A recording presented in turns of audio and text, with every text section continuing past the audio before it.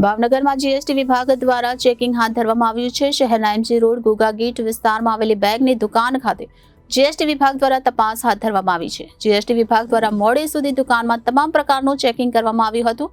જીએસટીની રેડથી GST bill અંગે ચોરી કરતા દુકાનદારોમાં ભય ફેલાયો હતો। જો કે એમજી રોડ પર આવેલી દુકાનમાં તપાસ મોડે સુધી શરૂ હતી।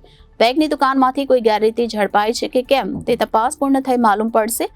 હાલ જીએસટી વિભાગ દ્વારા સત્તાવાર માહિતી અપાઈ ન હતી। સમગ્ર દેશમાં ગુજરાત વેપાર ઉદ્યોગ ક્ષેત્રે અગ્રીમ હરોળનું રાજ્ય ગણાય છે। વેપાર ધંધાની સાથે અહીં સરકારી કરવેરા સાથે કરવામાં આવતી ગેરરીતિના કિસ્સા પણ વ્યાપક બન્યા છે। State GST, central GST, directorate of GST, intelligence, police તંત્ર, આવકવેરા વિભાગ એક જ હેતુથી કાર્યરત થયા છે। તમામનો હેતુ જીએસટી કરચોરી ડામવાનો છે।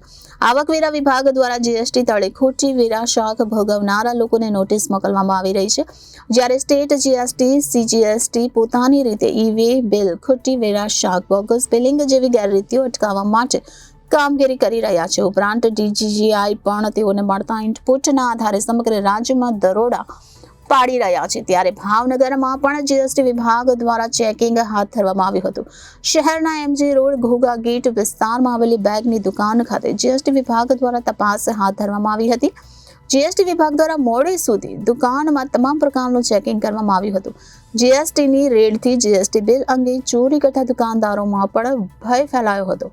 જો કે એમજી રોડ પર આવેલી દુકાનમાં તપાસ મોડી સુધી શરૂ હતી। બેગની દુકાનમાંથી કોઈ ગેરરીતિ ઝડપાઈ છે કે કેમ તે તપાસ પૂર્ણ થયા પછી જ માલુમ પડશે। હાલ તો જીએસટી વિભાગ દ્વારા સત્તાવાર માહિતી અપાઈ ન હતી। Bureau report, Janadesh news, Bhavnagar.